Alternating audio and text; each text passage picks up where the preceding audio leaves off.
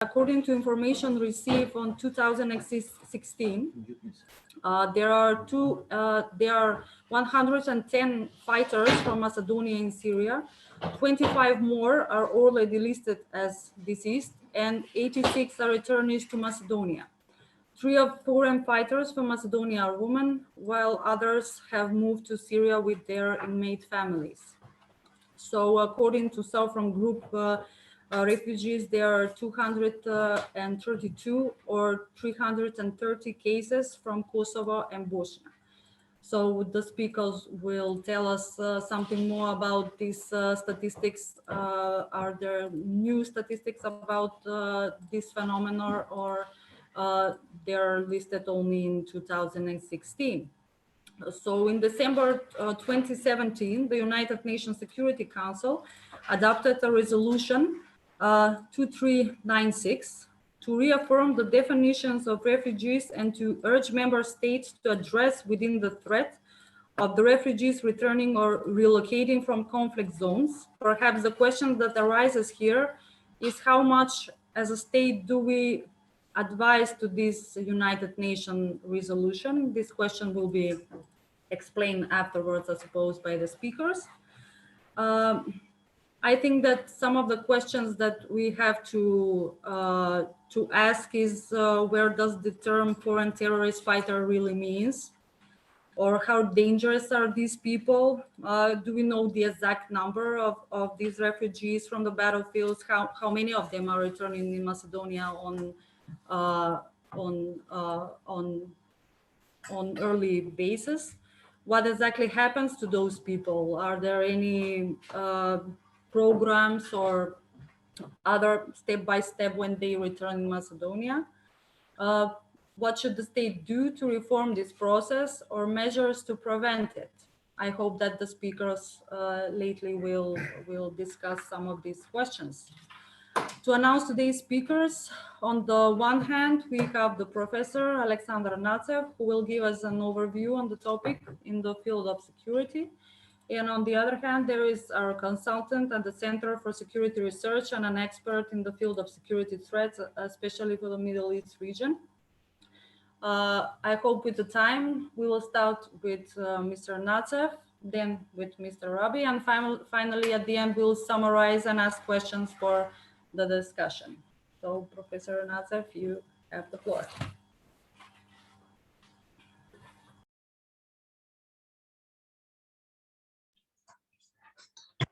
Thank you, Dragana. I hope everyone can hear me nice and well. Thanks for the great introduction. As Dragana mentioned, my name is Alexander Natsev. I'm the executive security research, and I'm here today to speak about an important subject that has been a pretty hot topic, not just here in Southeast Europe, but also in Western Europe and all over the world. Maybe the latest incident that shocked the world or that shocked Europe, it was in November 2020 in Vienna, when we had until now we had a first shooter view, let's say it like that, on the events that happened. We had these security cameras, we had people filming the incidents, and we even had live footage of the attackers and some of the victims. So maybe that was just the latest of the series of incidents which happened during this past few years, and maybe it finally lit the red light here in Europe. So this is a very important subject. We had this massive influx of illegal refugees and illegal migrants passing through the Western Balkans route. As you all are aware, it was like a pretty big number back in 2015 to 16. But what is interesting for us, and what we're going to speak on today's event, is the other way around. So we had a lot of people going to Syria and Iraq to join ISIS, and those were people who got motivated mostly by ideological reasons, and who stayed there. We have I don't think it's safe to say the exact numbers because numbers vary from report to report. And I'm sure that we have some people who went there and came back, or who went there or got killed there in the fighting, of whom we don't know whether they left to Syria or not. We had those instances here in Macedonia because we had some people who got jailed for some time. They got prison sentences for being a part of paramilitary organizations, but I'm sure that not all of them received the punishment they should have, because our strategy as a country is to penalize all those people who went there and who came back. So if we talk in numbers, I think it's safe to say that around 150, 160 persons went to Syria and Iraq. That happened mostly in 2015 to 16, when the fighting was at the start, and when the let's say the lure to join ISIS was at its height, because at that time we had a massive number of people from Western Europe, from North America, who went there to fight with their brothers in arms, as they like to put it. And of those 150, 160 persons, it is believed that around 40 of them got killed there in the fighting. Some of them are still there, and we have around 80 to 90 people who have returned home, of which we know of. The title of my lecture today is going to be "Are Foreign Fighter Returnees an Indefinite Security Threat?" And I'm going to speak a little bit more about the Macedonian experience, what we have encountered when trying to deal with these people. We will speak a little about whether or not our authorities manage to deal with that problem, to minimize or to efficiently manage the risk those people pose when they come back to our country. So we will see that the best way to see it is through examples. We will talk about some arrests, we will talk about prison sentences, and we will talk about whether our strategy is bearing fruit, or is it successful or not. So first thing to start is with our strategic documents, which are dealing with the issue. So the issue of foreign terrorist fighter returnees is touched upon briefly in our national counterterrorism strategy, which should include the time period from 2018 to 2022. And after that, we have this draft national plan, which has a pretty long name. It's called National Plan for Reintegration, Resocialization, and Rehabilitation of Foreign Fighters.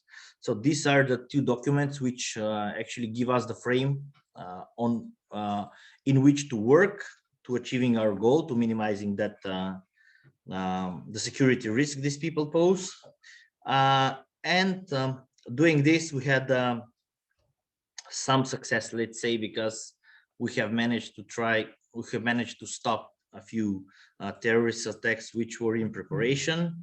I will talk about it later. So considering our strategic documents, it is safe to assume that this threat from foreign terrorist fighters returnees is a pertinent threat here in Macedonia.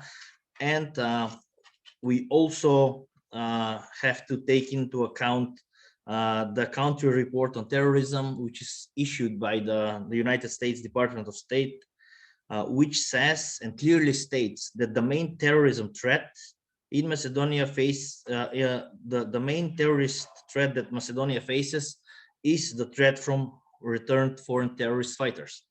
So if we it's pretty easy to corroborate this, because we have several examples of people who got arrested for preparation of terrorist attacks, and whose prison files or dossiers said that they were actually at one time in Syria and Iraq. So let's start with as back as 2015 in August.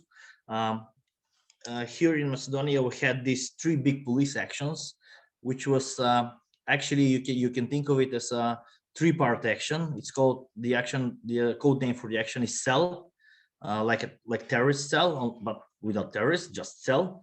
And there were three episodes of police action. The first one happened in August 2015 when 15 people got arrested, and more of them supposed to be arrested, but they were not found at the scenes. The assumption then was that they had already left for Syria. Because of the 15 people who were arrested, one of them was a radical imam who was on the top of the list and who was considered to be the main ideologue of the main recruiter actually for ISIS. Some of these people who got arrested were actually in the preparatory phases of leaving to Syria, of going to Syria, and they even had these maps, they even had these ISIS flags, they even had everything they needed to get there. And of course, some cash was also found at the scenes. Then in July 2016, we got 4 more people arrested in the same action, and then in August 2016, we got 5 more people arrested. So you can see that there was a pretty big continuum on this terrorist threat in Macedonia, because all of these people, just how many of them? 25 people got arrested, and you can see from the number I said before that from 150 to 160 people managed to get to Syria through different channels. Mostly the channel that was mostly used was through Turkey, because then that was the main channel to smuggle people in and out of Syria. So what happened to these people? They went there to the battlefields. Some of them got killed, apparently. Some of them maybe got disenfranchised from the things they saw there. They got disappointed. They maybe didn't think that that was the ideal caliphate that they were fighting for. So some of them decided to turn back. And some of them decided that maybe they will be more useful if they came back to Europe and do what they were planning to do here, and that it would have a much bigger effect than the fighting in Iraq and Syria. And their intention was to hit soft targets in their home countries. Speaking a little more wider, originally you had like 1,000 individuals from Western Balkans who came back, who went there, and a big portion of them came back. So you can see that it's not a small number for this region, and that it is a big problem for all the national security services.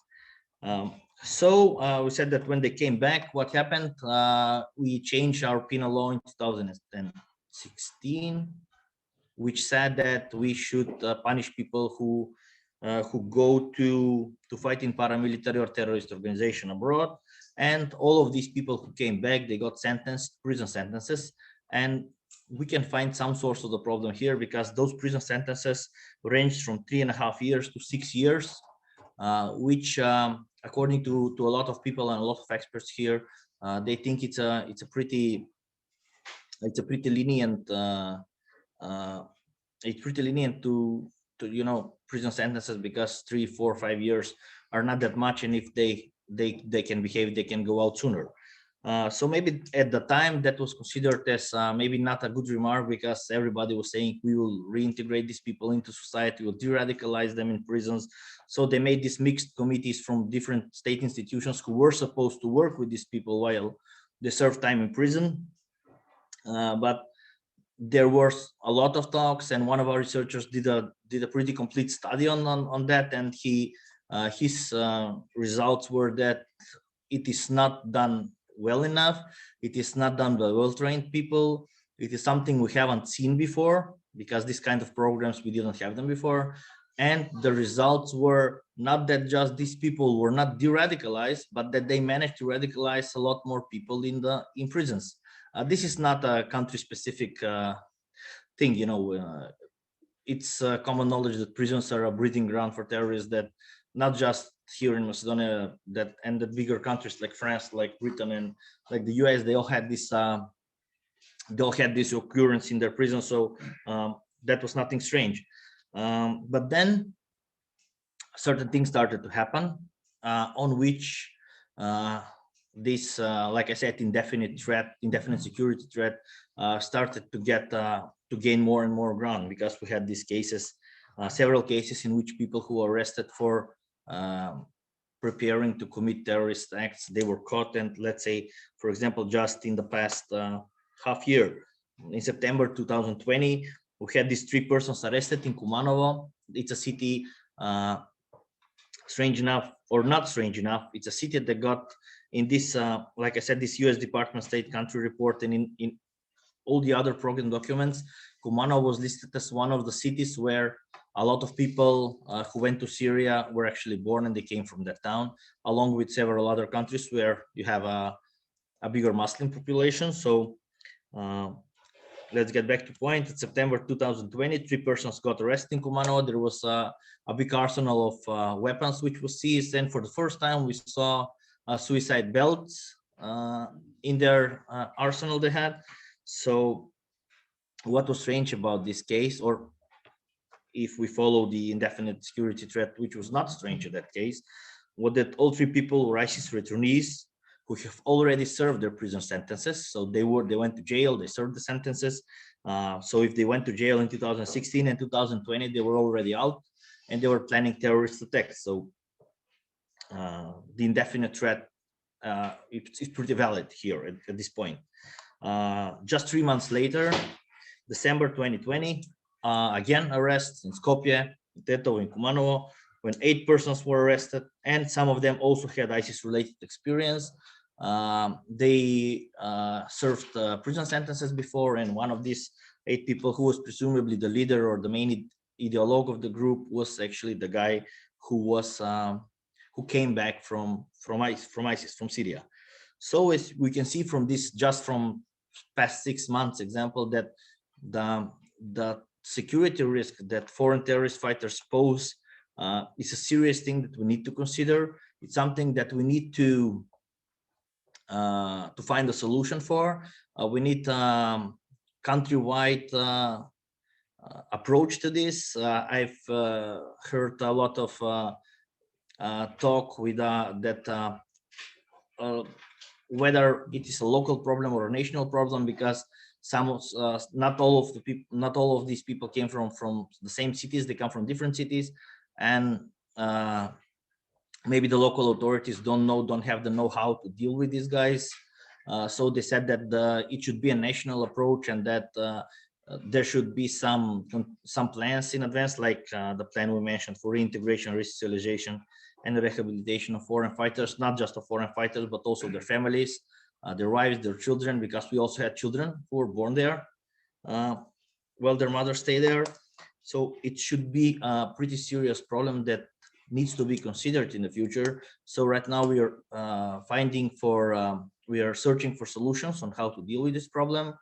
As I already mentioned, one of our researchers did a pretty big study on the subject. He published his works.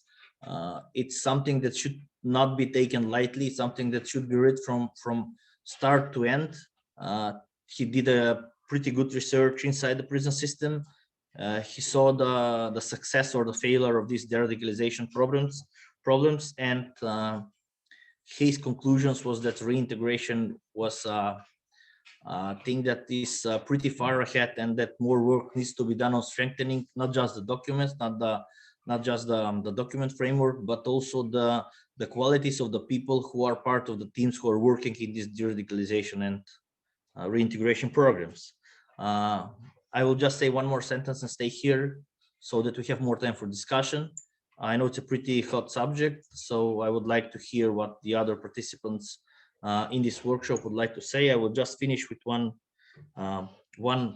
widely known example that I'm sure that a lot of us who are here have already worked in some part of their career in counter-espionage or in counter-terrorism units. So we all know that counter-terrorism and counter-espionage efforts usually fail when your opponents are motivated by ideology. Nobody asked them, or nobody compromised them, or nobody gave them money to go on the battlefield to risk their life. So when people are motivated by the logical reasons, it's the strongest motivator for them. I will stop here. Dragan. Mr. Abi?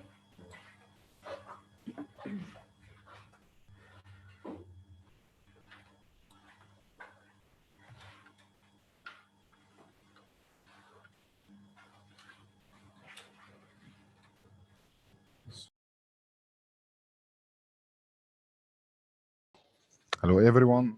Hope you can hear me.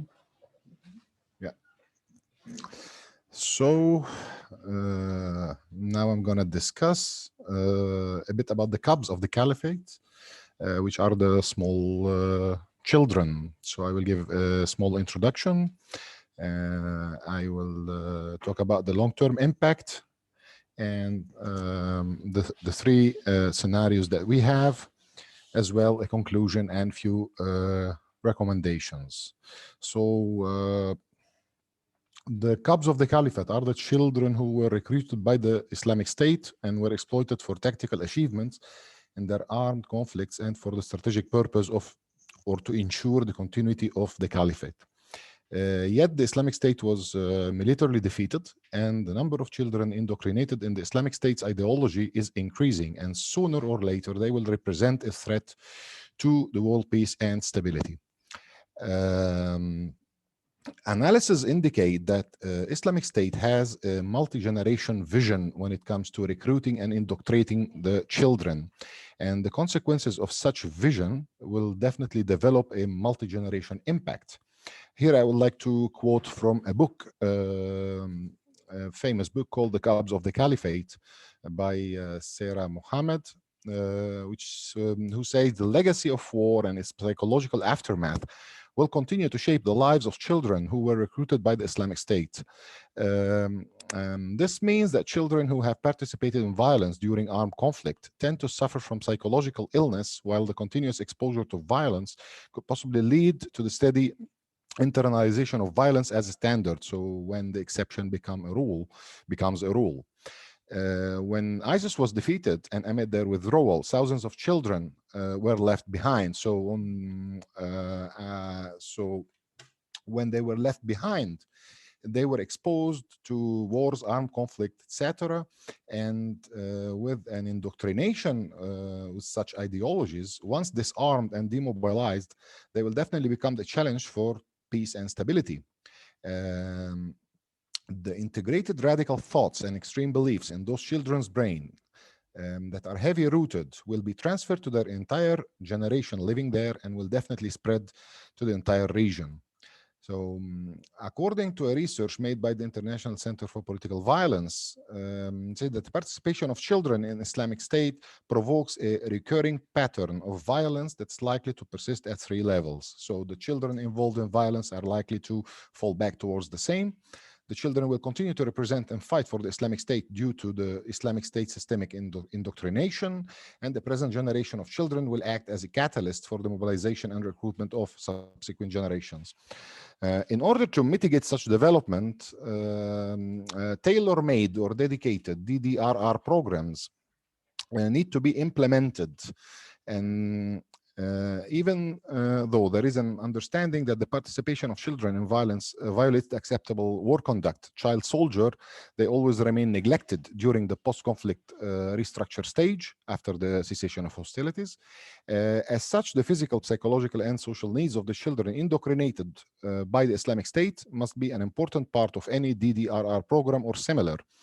For children who have missed proper schooling while being part of the Islamic State, providing them with educational training will definitely establish other alternatives to being part of a terrorist organization.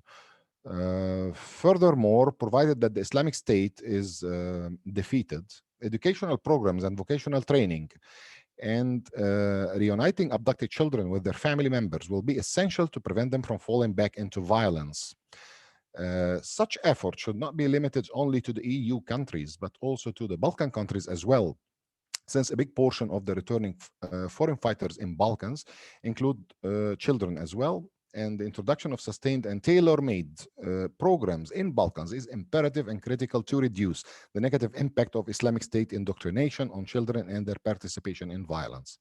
And that leads us to three scenarios where the first one will be the reintegration, the second is the prison, and the third is leaving them without rehabilitation. So between the walls of the correction facilities in the Middle East There are thousands of children. They're still waiting for an unknown fate. And amid tight security, they are being transported across the borders to go back to their parents' countries. Their parents, some of whom have died in combat, others have fled.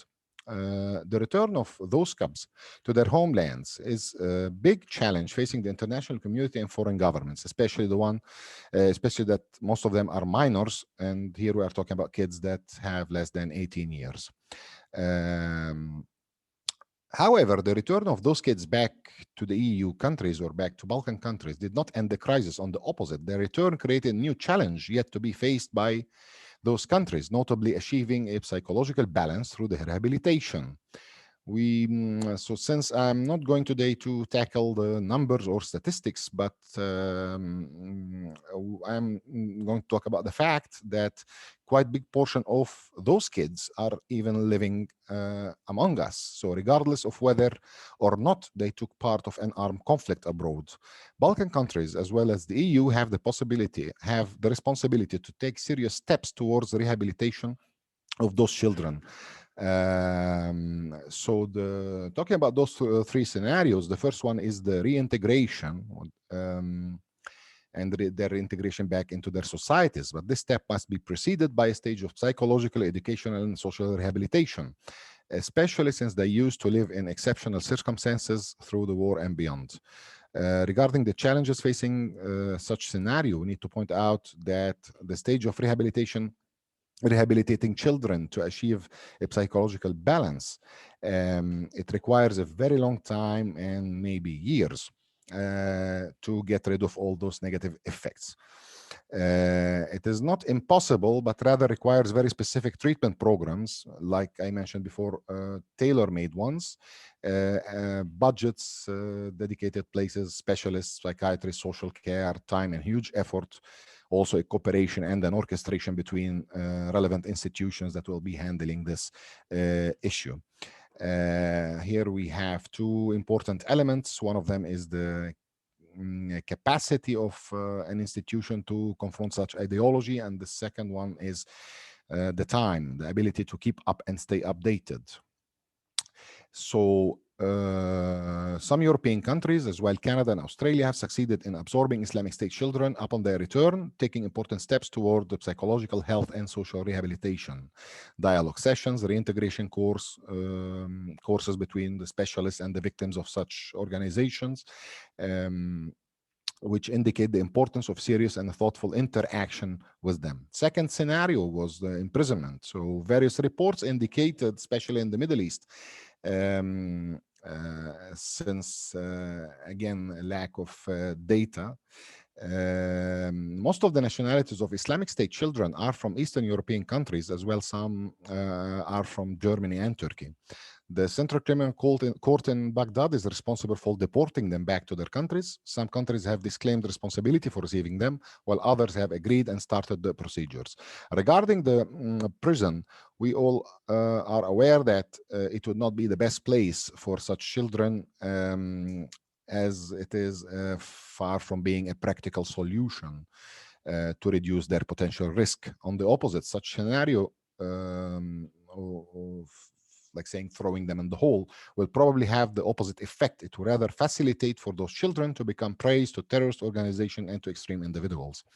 On the legislative side, relevant institutions must understand that tightening law against Islamic State children and punishing them with the imprisonment can only cause irreversible damage, given the fact that children at young age need rebuilding for their mind and perception, erasing the negative influence of the ISIS phase, post-ISIS phase, the loss of their families, rather than punishing them for something they didn't do, or maybe they were forced to do it, or maybe they did it but they weren't aware of.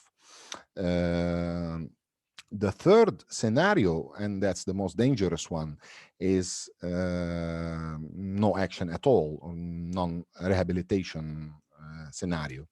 And if the states and international community just ignore the rehabilitation process and leave the children just for the society, we are expecting to those children to return again to do the same things and to be recruited by other individuals in the society and by the same let's say groups, since we could not get rid of this rooted indoctrination in them. There are experiences that have underestimated the return of Islamic State children, their families, which led to the creation of new generation of extremists that until today the world is suffering from their actions. One of those experiences was the return of Osama bin Laden, which he was left without rehabilitation, and it allowed the extremist ideologies to spread down through younger generations. Iraq announced that there are more than 1,000 foreign children of ISIS-affiliated parents, most of them inside detention centers, who were left without their families in Iraq after the dissolution of the organization in 2017. So I should state the fact that the Islamic State children remain the organization's most affected victims by its terrorism in Syria and Iraq over the past 7 years. So as a conclusion, we conclude that the Islamic State children do not know what a normal life is. They grew up in different societies. They have been through extreme physical and psychological sufferings. The rehabilitation and radicalization of those children will be a very hard task to achieve. One of the factors that will determine how we are going to rehabilitate those children is whether they have chosen willingly to join the Islamic States or they were forced by their parents to join. So we have the victim versus radicals. So I can put it as simply, I say whether the brainwash process already took place and to which extent, or they were just at the wrong time in the wrong place. In order to answer those questions, an inclusive analysis should be made to determine the nature of their involvement with such terrorist group, as well their tendency to join similar groups in the future once rehabilitated. In this case, relevant institutions must focus on the environment surrounding those children, school, friends, society, as they can play a major role in the prevention of radicalization of children by raising the public awareness, facing and talking about the problem rather than running away from it. Here we are not only talking about the returnees, but also about the children who escaped from terrorist groups and currently being held in detention facilities.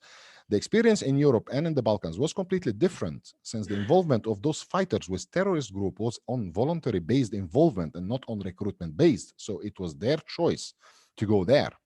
Thus, reintegrating their children will be a very difficult task, and finding them will be even harder. Hundreds of children, if not thousands, are being held in those detention facilities, and with the lack of resources and proper reintegration methodologies and approaches, those children will risk being left without rehabilitation. And as we discussed earlier, that's the last scenario we wish to have.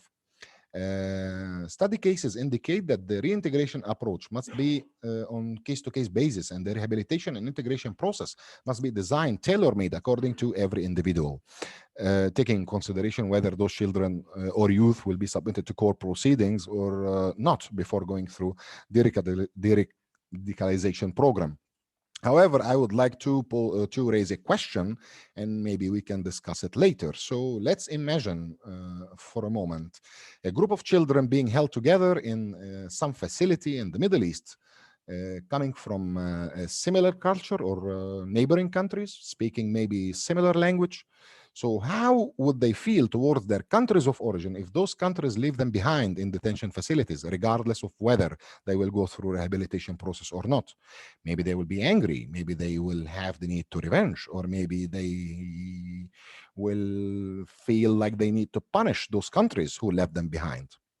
So as a recommendation, and from the standpoint, we urge relevant institution in Europe, particularly in Balkan, to consider the Cubs of the Caliphate as a special case and not to develop special programs for the rehabilitation and integration. Case studies in the Middle East indicated that the traditional DDR programs are likely to be inadequate for children.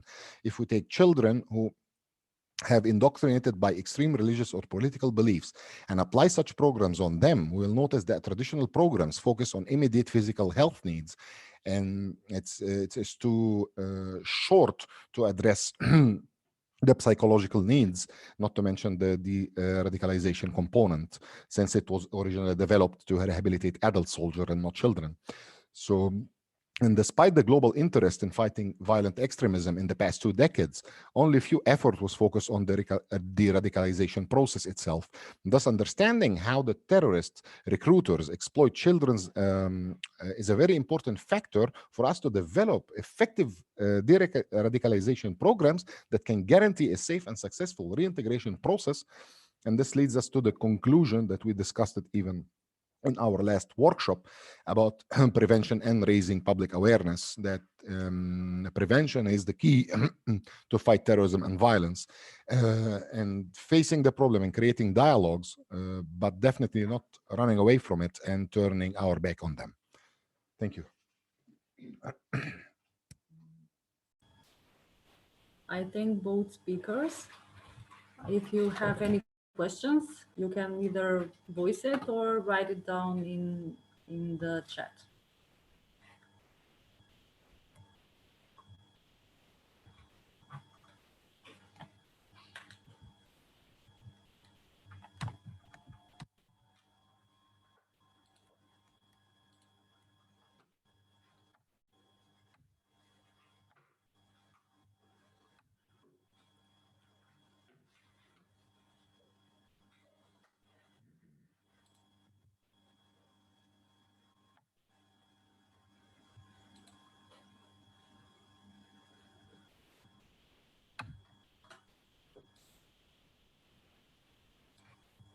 Can I go? Yes, yes. Yes, good evening. My question is, which approach is better against recruiting of the foreign fighters? Do the government should to work more against recruiting of foreign fighters of this region, especially Macedonia, Kosovo, and Bosnia, or approach to de-radicalization after they will return back? Thank you, Mr. Oliver, for the questions. Thank you. Anyone from the speakers?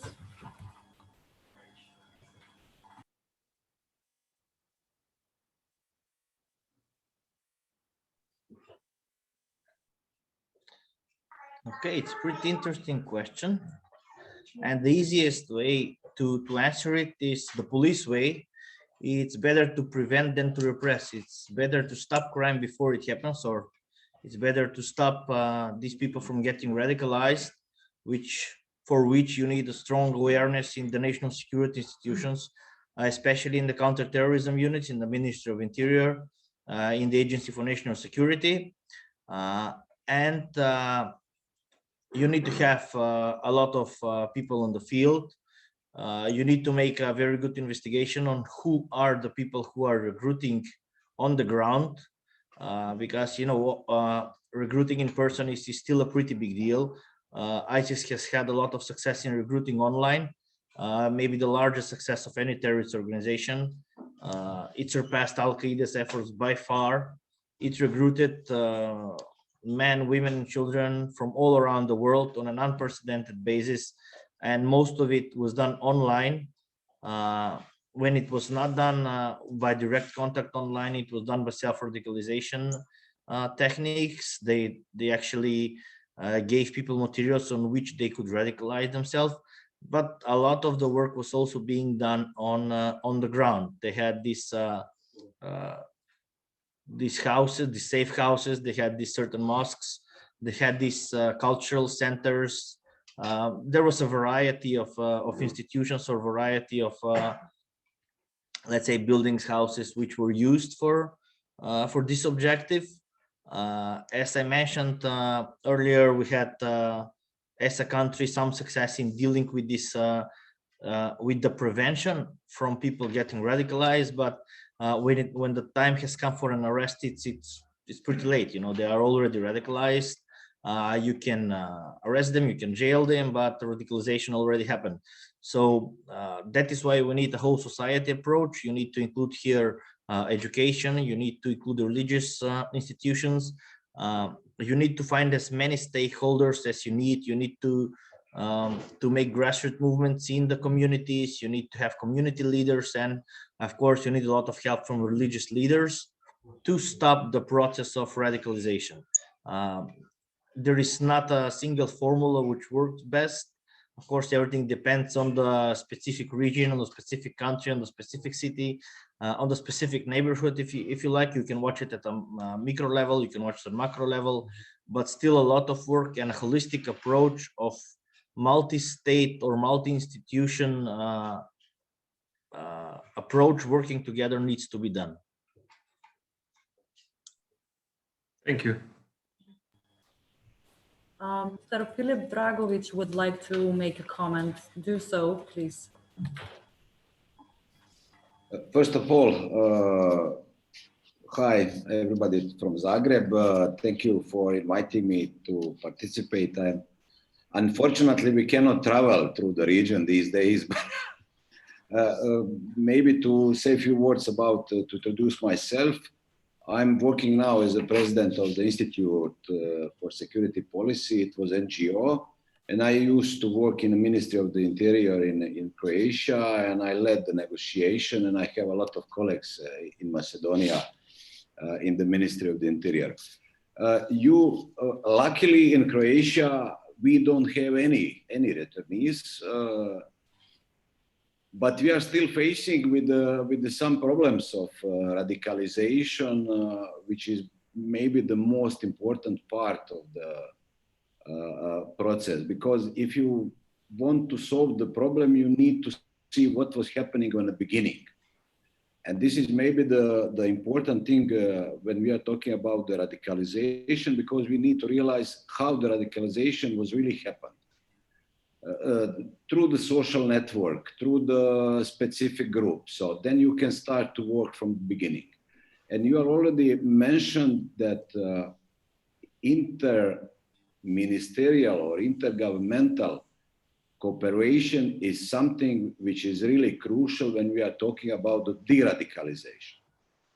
I think that colleague Rabi mentioned a specific tailor-made program. This is also one of the very important issue which is happening now in some EU countries. So I will share some EU experience of that field. So they are trying to come out to each families and see what was really happened. And I think that unfortunately, these questions are falling down mostly under the security umbrella. And this is wrong. This is definitely wrong approach. The similar thing is happening now with the migration issues. So everybody is asking police, what are you doing to stop the migration? And this is also some totally different issue. Maybe you know that we registered through the migration wave that a lot of ISIL fighters passed through. And I think that all migrants who passed Croatia came, a lot of them came to Macedonia. And this is really, the problem is how to collect evidence. When we are talking about the penal codes and criminal procedure, and I can inform you that EU now, Commission is starting to discuss with the Council the possibility to use battlefield information from the intelligence sector. So we will see how this legislation will pass through EU Parliament. And it's a lot of discussion on EU level that it will not be possible. So this is one problem, how to detect that somebody is really foreign fighters. But I'm totally agree with you that we need to special approach to the women's and the children's. And unfortunately, what was already proved in Europe, you have a lot of women who came not only with their children, but the children of other fighters who died on the field. So you definitely need to specific approach to those kids who lose the father and lose the mother on the field. So I think the interministerial approach with the clear strategic and operational activities is needed. And this is something what is missing.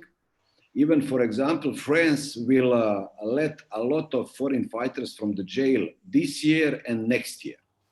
And they still don't have any solution how they will continue to work with those people who will go out from the jail.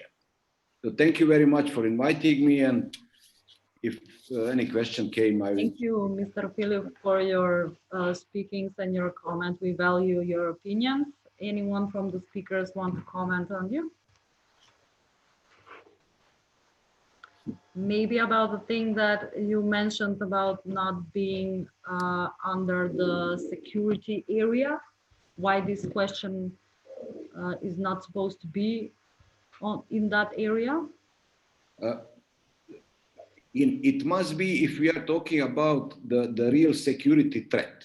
But when we are talking about the idea how we will approach to those people, this is not police job. This is job of health sector. This is for psychological sector. Also, if you have I think that Alexander mentioned that those, I don't know, maybe Rabbi mentioned that those kids have a lot of problems. So you need somebody to detect those problems and find a way how to approach to those kids. So this is not police or security issues. If those people are enter later on in some problems, then, but usually even now, everybody is asking from the police to give the solution. And this is maybe one of the problems which is now facing. Even now, when we are talking about on the European level about those issues, they are usually discussed on the bodies which are related with the security. For example, under Chapter 24, so you have a lot of working groups, and they are discussing how to reintegrate the children of foreign fighters. And this is wrong approach. So it must be in some other area. Thank you, Mr. Dragovic, for the comment. We have a few questions from Alexandra Kostaska. I will read them before the participants in the room.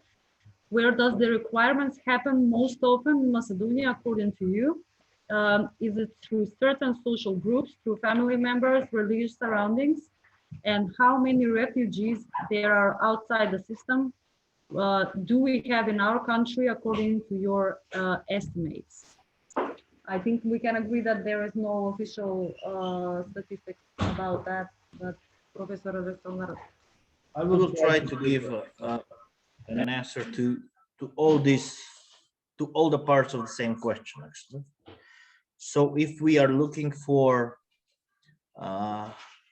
where does it happen, all the reports say that it happens in the northeastern, in the northwestern parts of the country, from which Skopje, certain municipalities from Skopje,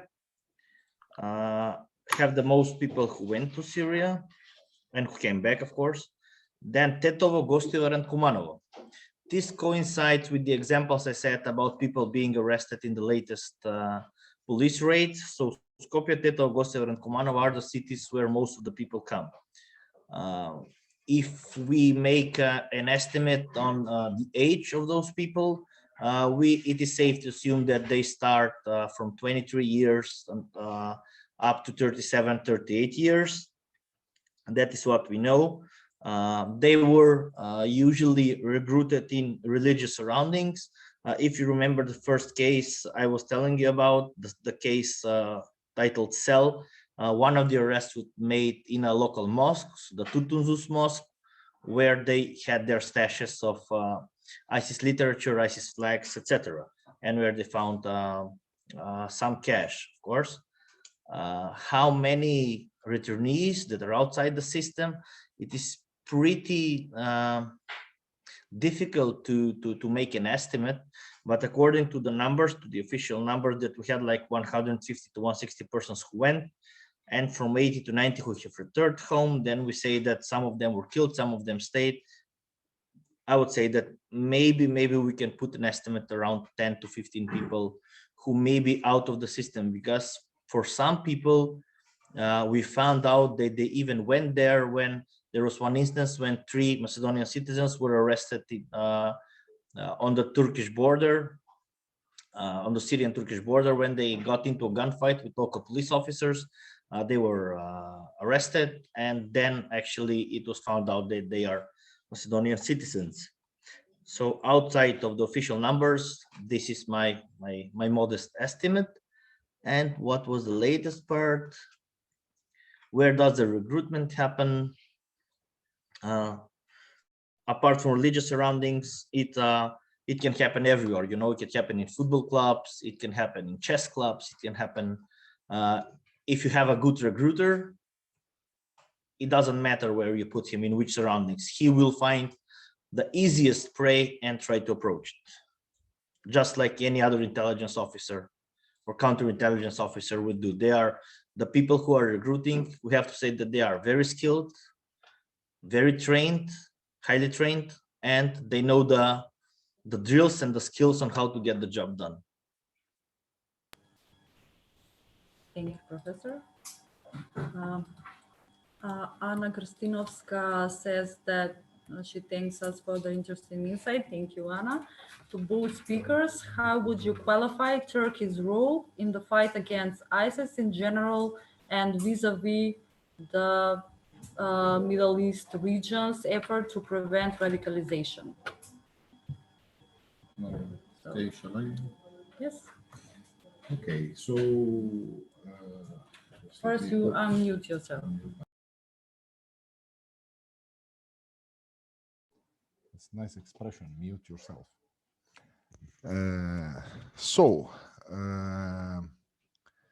How would you qualify Turkey's role in the fight against the Islamic State in general and vis-a-vis the Western Balkan region effort to prevent radicalization? So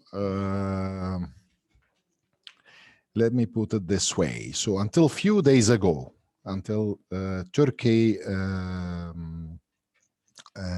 has how we say it, they put out a new legislation to prevent the financing of terrorism. So until few days ago, I would say that Turkey's role was not very efficient in the fight against terrorism in general. However, there are few reports that was also published from the US, from the Treasury, and from other institutions, trying to prove the involvement of Turkey in financing some terrorist groups. And here, when we talk about Turkey, we have to talk about two different things. So one is Turkey was, I think, the second country which has bigger or biggest immigrant population who left Syria.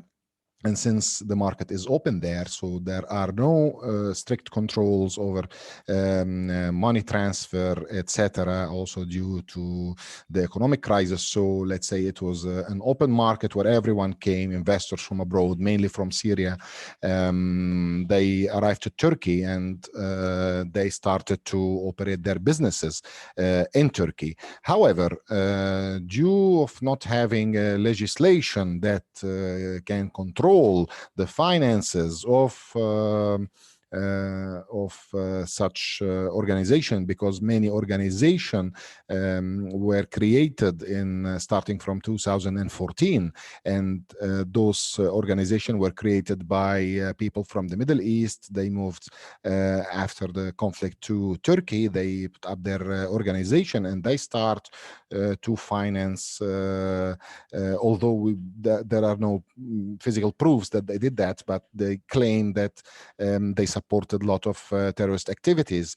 And the reaction of the Turkish government was to put to make such a legislation so they have like a tool to control and to have more information about such financing. And this I'm talking about 2 days ago, I think on 16th of February.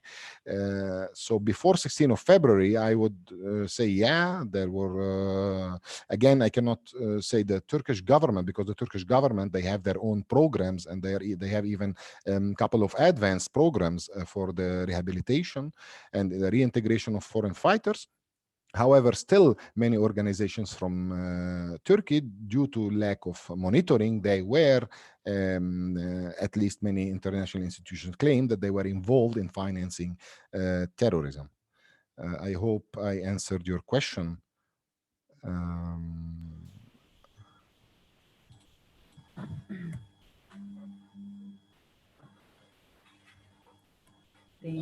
Thank you, Rabi. Okay, I would like to add something also for the previous question that when we were talking about the role of the police and the role of the civil societies in solving this problem. I hope Mr. Philip is still here so he can hear me, so he can listen to me. So, well, I have different view and different opinion in that. I think both of them should work in parallel. So it should not be left such task only to some institutions. I think let's say a sort of a committee should be formed, or a council or a center that has a steering committee. The steering committee should have members from the police as well from the other relevant institutions, depending on which country we are talking about. And both of things should, the police and the civil societies, they should be working, in parallel, and there should be an orchestration. Since the part of the prevention, yes, we have tools for prevention through dialogues, through activities, through many things, but here also comes the role of the police in the intelligence, let's say, sector, because while the civic societies are working on let's say, reintegrating the rehabilitation of the returnees, the police should do its homework when it comes to intelligence and when it comes to gathering information about at least the finances, how they're getting financed, the organizations that are receiving financing from specific countries which are flagged as countries sponsoring terrorism, etc. So both of them should go in parallel, and not only the civil society. That should be the role of the police as well. Other let's say tasks related to counterintelligence, which maybe we can discuss it on the next workshop. Thank you. Thank you, Mr. Rabi. Do anyone else have a question? Maybe anyone from the room? You can do it on Macedonian. You can translate it. What should the state do to reform this process, or measures to prevent it, Professor?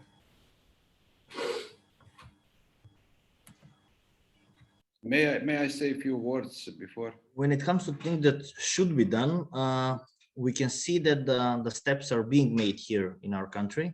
We have this office which works for stopping the radicalization, who's stopping for extremism to develop, let's say, to grow in our country. There are several institutions which are working the problem. I've noticed that several think tanks and NGOs are already addressing certain issues of the problem. Some of them are addressing, let's say, the start of the problem. They're working at the inception of the problem, which is radicalization itself. Some of them are working on the process of de-radicalization, and some of them are working on the process of rehabilitation of returnees. So again, I will say that we need a nationwide approach on which you will need the government institutions to stay here, to be here, to work the problem. We need the NGOs, the think tanks, to also do their bit, because maybe they can have access to certain areas where law enforcement or other state institutions don't have that same level of access. And we also should work on individual level, and we should let the religious institutions do their part and try to use their help in stopping people from getting radicalized, and then following the next steps and the next steps, which would result in bloodshed or in violent crimes or in terrorist activities in the country. Like I said, this last case in Kumanovo showed that we are dealing with never seen before instances of terrorist acts. So we saw the suicide belts, and from some of the confessions that were being made, the so-called soft targets were going to be hit. It was a rumor that one of our biggest shopping malls was going to be attacked, so that it would spread terror and panic in among the population, which is essentially the first goal of all terrorist acts. So to summarize it, whole country approach, governments, think tanks, religious institutions. We should also work on individual cases, and all of that should make a pretty good combination of trying to prevent the worst from happening. Thank you, Professor. Is there any more questions? Yes. Philip. Maybe comment.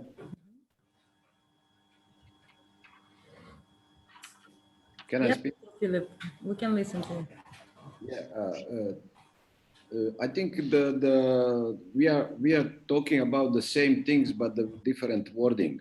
I didn't mean that the police should be excluded from the process. So, but you have a few pillars when we are talking about the problem of returnees, but not only of returnees. You need to think how to minimize new radicalization. So we are talking about the prevention. So then also police should be included everywhere. But when we are thinking about the integration, even I don't like that word, then we need to put more efforts on other fields. So if we leave that this process enter in the securitization, then we will have only problems later on.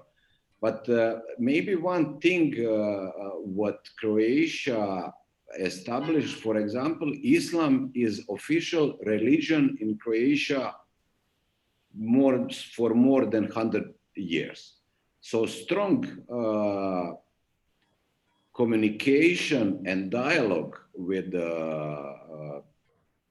people from the religion is also very, very important. So to give you one example, for example, we organized in a ministry training for police officer to know more about Islam, because the fact was we realized that we really don't know anything about Islam. So, and then when you have people who are approaching to the people from Islam world, even returnees or women from that, especially kids, that you really need to have some knowledge about the religion, because they are very religious. I think that we all can agree about that. So you can have, or you can make a lot of mistakes in the beginning if you don't know anything about the religion, about their attitude, what they like. So it was really need to be some intergovernmental, but also inter-religion approach. So, and in Croatia, we put a lot of efforts to enhance this communication between Catholic Church, Islam Church, and also Orthodox Church in Croatia. So this is also one very important part on the prevention side of the problem, but also later on when we are talking about how to integrate those people in everyday life. Well, I do agree with you. However,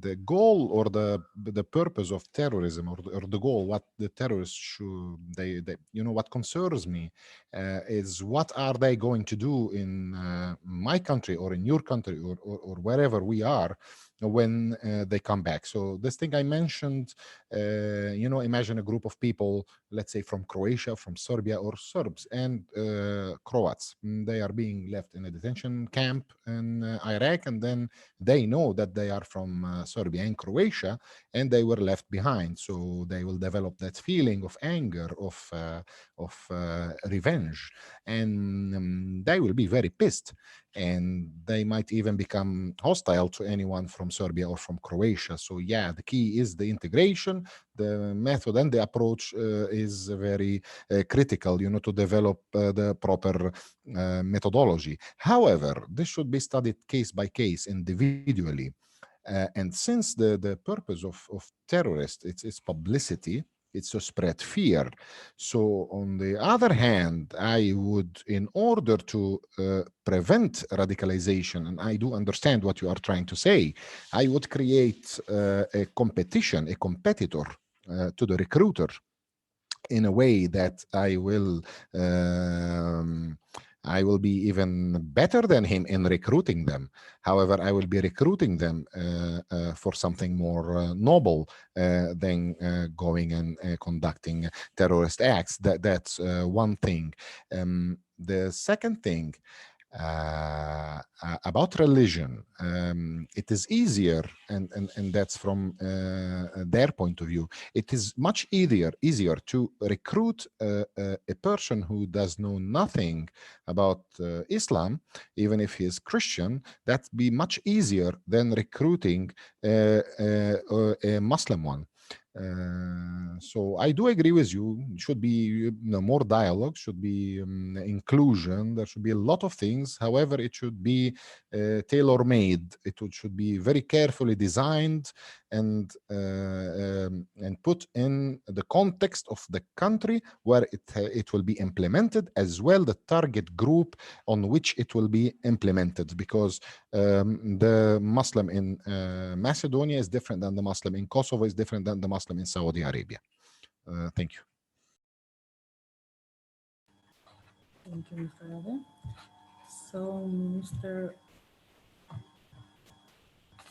Mr. William Clay, I hope that I say that right. This thanks us for the very informative meeting. Thank you, Mr. Wim.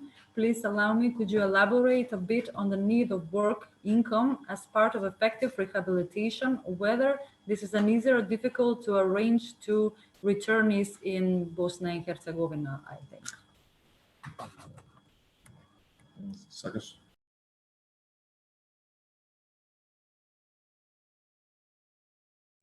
So in Wardil, or thanks you. Yeah, I think Dragana, she read the question.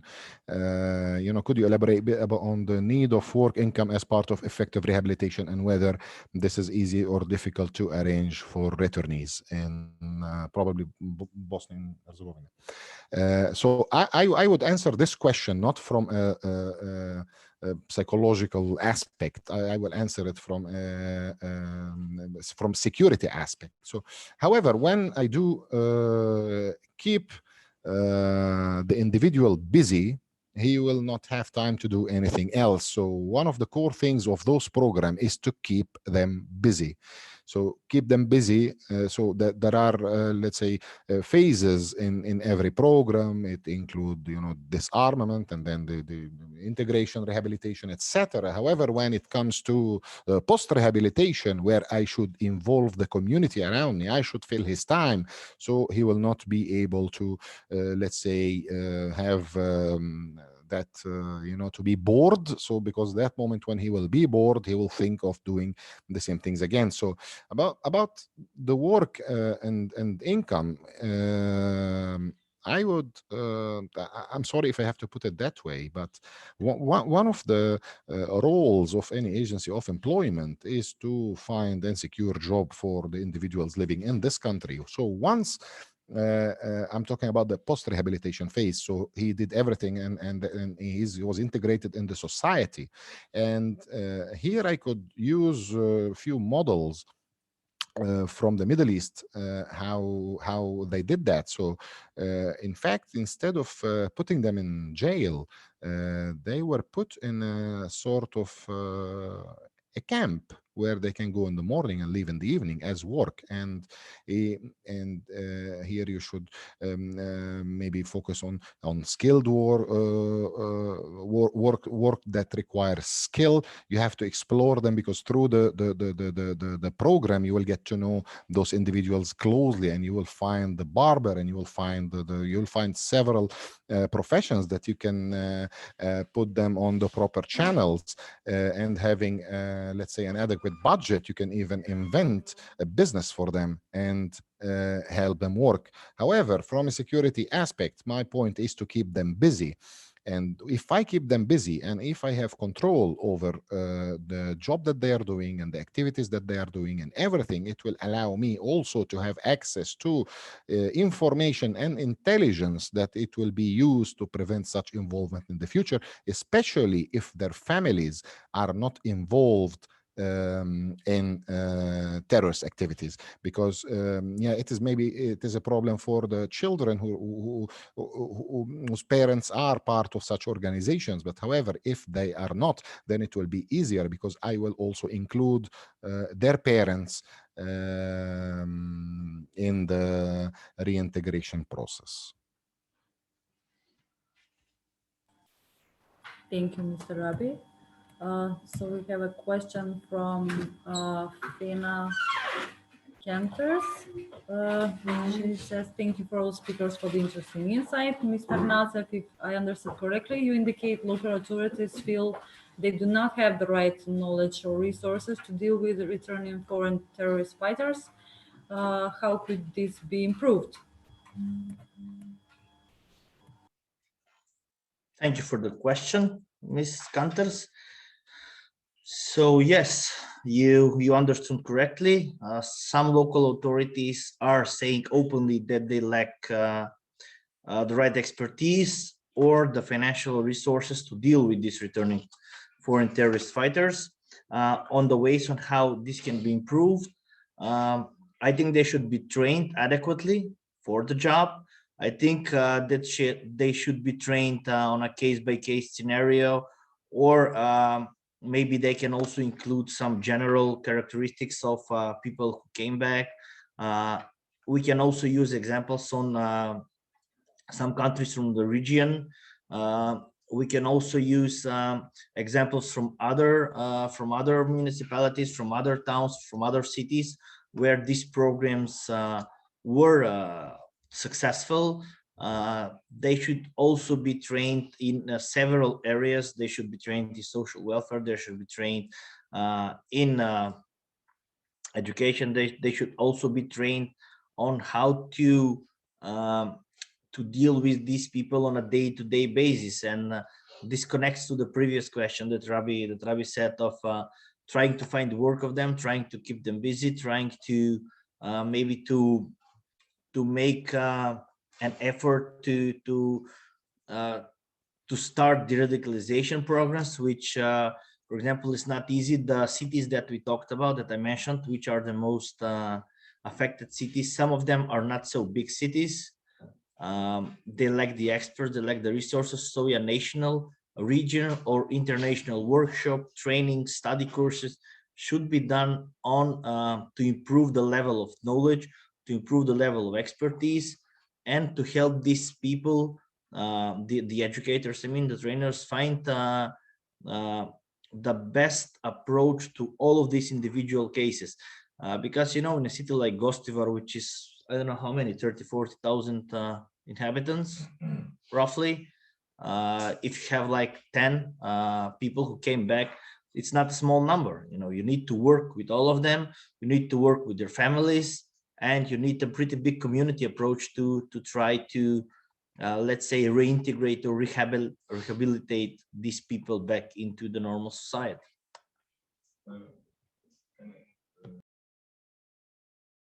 if I may also add one more thing to what Mr. Natsev said, is the fact that why we also do lack expertise, because as we mentioned that there is lack of let's say spaces, budgets, specialists, psychiatrists, social care workers, etc. However, the experience that we have and every country have is related to let's say terrorists that are that were recruited. The different case that we have in the Balkans and in few EU countries, that our individuals they decided, it was their choice to join such organizations. Thus, the methodologies is different. And here, where we said that we lack not only resources, but also the experience. And this can be solved by joint programs, maybe between neighboring countries facing the same type of problem. Thank you. Do we have any more questions?